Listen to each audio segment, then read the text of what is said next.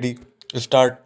A freedom fighter from Bihar who was fond of music was once arrested from his home. While in prison, he sent a note to his family.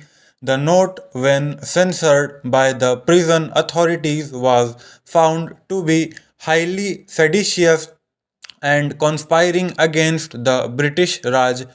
It had just a single line written in Hindi that read, "इस राज के तार ढीले कर दो." This was ciphered as, "Let the reign of this Raj under bracket British be loosened." He was summoned by the authorities and inquired about the said note.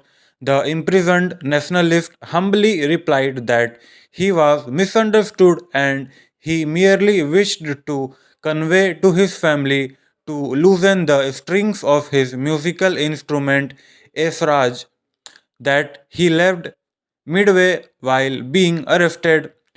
Such is the power of wordplay that was enough to shake the foundation of oppressors. Words give the power to imagine something that is beyond ordinary comprehension. They provide strength to write and document incidents and experiences that act as valuable historical records for generations to come. They give the courage to express and act against the wrongs collectively. Through this issue, we are revisiting the journey of these words and how they traversed throughout the freedom struggle, echoing the voice of millions of Indians in the struggle against the British oppression and the quest for freedom. This imagination, imbued with words, led to the creation of fiction as strong as Anandmat, which ignited the resistance movement. It also gave birth to songs, poetry, and slogans that resonated with the masses and voiced their own expression against tyranny. These words invigorated the feelings of oneness and selfless love for the motherland. Poems and songs like Vande Mataram, Sare Jahan Se Acha, and Himadri Tung Sring Se instilled pride in our historical and geographical importance and reaffirmed the belief in the cultural richness of the land. These utterances also brought people together and beyond caste and creed. Consider these lines by Qazi Nazrul Islam: "Ei he tomar dan slash tomar hoke slash जीवन धारण slash tomar hoke pran."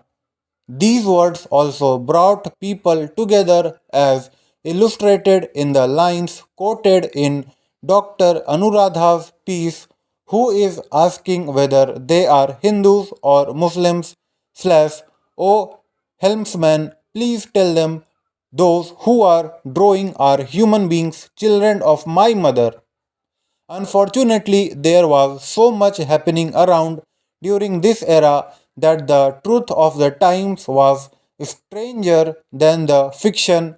It was thus needed to record the injustice, brutalities, and atrocities to build public opinion. This documentation was done through newspapers, pamphlets, books, and every piece of literature, and revealed the British on paper quite literally. Published works in all the Indian languages as well as in English made the misdeeds of British occupation there at bear and raised the collective conscience of the nation to set things right. Ironically, these writings also recorded the countless stories of pain and suffering caused during the partition by our own comrades, like a stinging well overflowing with blood soaked corpses. Their stench could be felt far and wide. These words didn't mince themselves. They witnessed countless brutalities committed due to the poison of hatred that had engulfed our society. This gave birth to partition literature as we know it. These accounts still make us reflect and retrospect on what went wrong when these words were used to express and act. They were equally creative, witty, and artistic. Consider the plight of a British policeman somewhere in the erstwhile Bengal, whose only duty for days would have been to watch the same patriotic play every day and to catch the actors red handed for an act of sedition, but he failed to find any reference. However, on any given day, the actors took the liberty of adding a few phrases in the form of unscripted and impromptu gag that filled the hall with a sense of patriotism and gave the performance a new meaning. Then there were the clarion calls to act, the war cries such as Inqilab Jindabad, Karo ya Maro, and Tum Mujhe Khoon Do, मैं तुम्हें आज़ादी दूंगा, which became symbols and force behind the collective resistance. This issue celebrates the words that inspired the ordinary men and women of pre independence times for a common cause. These expressions of the freedom era have documented everything for us to read and understand the humongous efforts those generations made and the hardships they suffered. These words have set it all. This issue is an ode to these musings. Stop.